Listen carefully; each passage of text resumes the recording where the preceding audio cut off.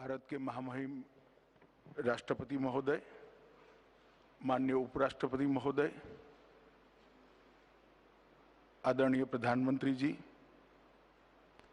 उपस्थित राज्यपालगण, उपराज्यपालगण, अधिकारीगण, आप सभी का स्वागत और हार्दिक अभिनंदन है।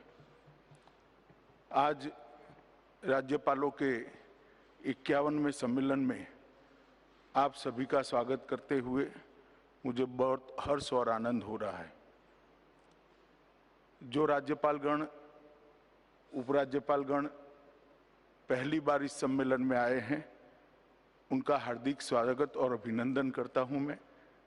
और ये परंपरा में आज आप पहली बार शामिल हो रहे हैं, इसके लिए आप सभी का अभिनंदन है। इससे पहले हम 50वें सम्मेलन में 2 साल पहले मिले थे। कोविड महामारी के कारण 2 साल के बाद आज ये सम्मेलन हो रहा है। माननीय प्रधानमंत्री जी के नेतृत्व में देश भर ने और सभी राज्यों की सरकारों ने, आप सभी ने मिलकर कोविड महामारी का बहुत सफलतापूर्वक सामना हमने किया है। और आज 100 करोड़ टीकाकरण समाप्त करने के बाद हम लगभग कोविड महामारी की छाया से, परछाई से बाहर आ चुके हैं। आज जब हम सब यहाँ उपस्थित हैं, तब मैं ये कहना चाहता हूँ कि कोविड महामारी के खिलाफ माननीय प्रधानमंत्री जी के नेतृत्व में एक राष्ट्र, एक जन, एक मन, इस सूत्र को चरितार्थ करते हुए जिस प्रकार से लड़ाई लड़ी गई, आज पूरी दुनिया वो लड़ाई लड़ने की हमारी पद्धति और मिली हुई सफलता की भूरी प्रशंसा करती है। इस महामारी के दौरान प्रधानमंत्री जी ने लगभग 20 बार सभी राज्यों के मुख्यमंत्रियों के साथ वीडियो कॉन्फ्रेंस कर और कई बार व्यक्तिगत रूप से बातचीत कर भी राज्यों का मार्गदर्शन किया। और इस महामारी के दौरान माननीय प्रधानमंत्री जी ने राज्यपालों के साथ भी बैठक कर कोविड महामारी के लिए राज्यपाल भवन, राजभवन क्या कर सकता है, इसके लिए भी बात की थी।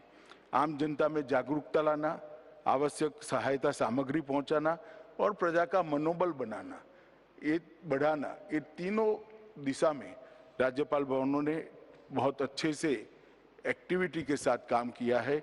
इसके भी चर्चा आम जनता में है। कोरोना वॉरियर्स के लिए राज्यपाल भवन प्रेरणा केंद्र बने और कोरोना वॉरियर को मनोबल और संबल बढ़ाने के लिए भी बहुत सारे कार्यक्रम हुए हैं। मैं आज आप सबको बताना चाहता हूं कि स्वदेशी वैक्सीन के 100 करोड़ टीकाकरण का लक्ष्य हमने जो पार कर लिया है और वो गति आगे ही बढ़ रही है। इससे पूरी दुनिया अचंभित है। समग्र विश्व में आज हमारे टीकाकरण के कार्यक्रम की बहुत प्रशंसा भी हो रही है और कई दृष्टि से उसका एनालिसिस और उसका अभ्यास करने के लिए भी लोग आ रहे हैं। ये हम सब के लिए संतुष्टि का विषय है और हमारी सफलता की एक गाथा भी है। आज हम जब मिल रहे हैं तब आज़ादी के अमृत महोत्सव का वर्ष है, इसलिए इस सम्मेलन का महत्व बहुत बढ़ जाता है। 15 अगस्त 21 को प्रधानमंत्री जी ने लाल किले की प्राचीर से सबका साथ, सबका विकास, सबका विश्वास और सबका प्रयास, इस विषय पर बल देते हुए जनता का आह्वान किया है कि आज़ादी के अमृत महोत्सव को हम रंग चंग के साथ बनाएं और जन भागीदारी ज़्यादा से ज़्यादा हो सुनिश्चित करें। मुझे लगता है कि आज़ादी के अमृत महोत्सव में जन भागीदारी सुनिश्चित करने के लिए और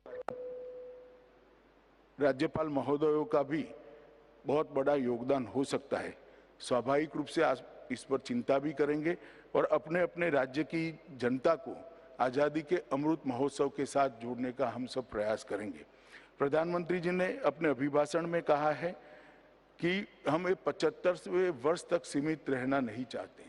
75 आज़ादी के 75वां वर्ष से 100 वर्ष, ये 25 साल को हम अमृत काल के रूप में मनाएंगे और 100 वर्ष के बाद भारत कहाँ खड़ा होगा इसका संकल्प भी लेंगे और इस संकल्पों को सिद्धि में परिवर्तित करने के लिए हम कार्य योजना भी बनाएंगे।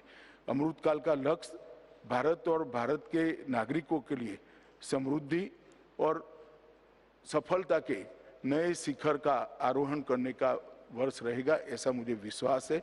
इसमें सभी राज्यपाल महोदयों की भूमिका और सक्रियता दोनों सुनिश्चित होगी, इसका मुझे विश्वास है। प्रधानमंत्री जी ने राष्ट्रीय शिक्षा नीति 2020 की घोषणा की है। भारतीय मूल्यों में निहित शिक्षा प्रणाली की परिकल्पना इसके माध्यम से की है। आधुनिक शिक्षण किस प्रकार से हो, रटे रटाई शिक्षा की जगह शिक्षा को आत्मसात करके व्यक्तित्व का विकास कैसे हो और उसके साथ साथ हमारी भाषाओं की ताकत कैसे बढ़े, इसके लिए भी शिक्षा नीति में बहुत सारे प्रावधान करे हैं। एक तथ्य जो अभ्यास के बाद सामने आया है, आज भी लगभग 70% विश्वविद्यालय राज्य सरकारों के नियंत्रण में चल रहे हैं, जिसमें देश के 80% से ज़्यादा विद्यार्थी अपनी पढ़ाई लिखाई कर रहे हैं, शिक्षा प्राप्त कर रहे हैं और अधिकांश विश्वविद्यालयों के आप कुलाधिपति हैं। उस वक्त नई शिक्षा नीति के जमीन पर उतारने के लिए आप सभी का रोल, आप सभी की भूमिका बहुत महत्वपूर्ण हो जाती है। शिक्षा के स्तर को सुधारना, पारदर्शी तरीके से विद्यार्थियों के दाखिले हो और अध्यापकों की नियुक्ति हेतु आपका मार्गदर्शन इस शिक्षा नीति के अमलीकरण के लिए बहुत जरूरी है और नई शिक्षा नीति के जमीन पर उतारने के लिए आप सबका मार्गदर्शन बहुत जरूरी है। अभी कल भारत सरकार की कैबिनेट बैठक जो प्रधानमंत्री जी की अध्यक्षता में हुई, इसमें एक बहुत बड़ा महत्वपूर्ण निर्णय लिया गया है। 15 नवंबर जो भगवान बिरसा मुंडा का जन्मदिन है, उस दिन को आदि जाति गौरव दिन के रूप में मनाने का भारत सरकार ने निर्णय लिया है। मैं मानता हूं ये बहुत महत्वपूर्ण निर्णय है और इस साल क्योंकि आज़ादी का अमृत महोत्सव है, हम गौरव दिन की जगह एक सप्ताह 15 से 22 तक का मनाएंगे और फिर हर साल भारत सरकार और सभी राज्य सरकारें जनजाति गौरव दिन मनाने का सिलसिला जारी रखेंगी। जनजातियों के देश के विकास में बहुत महत्वपूर्ण योगदान को इस प्रकार से पूरा राष्ट्र आज इसका सम्मान कर रहा है। हमारी संस्कृति की संभाल करना हो, हमारी धरोहर को आगे बढ़ाना हो या स्वतंत्र संग्राम हो, हर जगह पे जनजातियों ने जो योगदान दिया है, इसको एक प्रकार से एक्नॉलेज करने का मोदी जी ने प्रयास किया है। मेरा आप सभी से भी निवेदन है कि ये जनजाति गौरव दिन को अपने अपने राज्य में मनाने के लिए हम सब प्रयास करें और जनजातियों के अंदर एक नए प्रकार का विश्वास जागृत हो, इसके लिए भी हम काम करें। अभी हाल ही में संपन्न ग्लासगो में COP26 शिखर सम्मेलन में प्रधानमंत्री जी ने महत्वाकांक्षी लक्ष्यों को दुनिया के सामने रखा है और पूरी दुनिया अचंभित हो जाए, इस प्रकार से प्रधानमंत्री जी के नेतृत्व में भारत ने इस शिखर सम्मेलन की अगुवाई की है। प्रधानमंत्री जी ने दुनिया के सामने भारत की ओर से 5 अमृत तत्व रखे हैं। वो पांचों अमृत तत्व एक प्रकार से हमारे लिए एक कड़ी चुनौती भी है और जब कड़ी चुनौती पार करेंगे तो बहुत बड़ी सिद्धि भी होगी। 2030 से 2070 तक ये लक्ष्यों की पूर्ति के लिए हमारी अगली पीढ़ी की भूमिका बहुत महत्वपूर्ण होगी। मेरा आप सभी से अनुरोध है कि राज्य के स्कूल, विद्यालय, महाविद्यालय में इन लक्ष्यों का प्रचार और ग्लोबल वार्मिंग और जलवायु परिवर्तन के लिए जागृति कर एक जनमानस बनाना, क्योंकि जनमानस में जब तक जागृति नहीं आती है, इसके प्रति समर्पित भाव खड़ा नहीं होता है लक्ष्यों के प्रति, तब तक इसको सिद्ध करना बहुत मुश्किल होता है। सरकार अपने तरीके से प्रयास करेगी, मगर जनता को जोड़ने की जो बात है उसमें राजभवन ने भी इसकी चिंता करनी चाहिए, ऐसा मुझे लगता है। तो आप सभी से मेरा निवेदन है कि हम यही दिशा में आगे बढ़ेंगे। आप सभी को आज यहाँ पर अपने अपने राज्यों के वृत्त भी रखने हैं।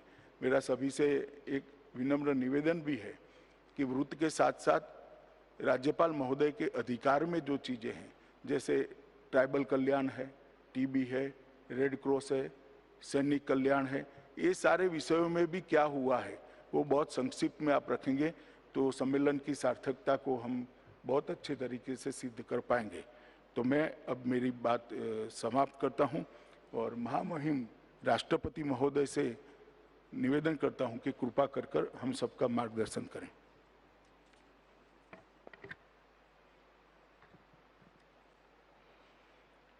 राज्यपालों के सम्मेलन में प्रमुख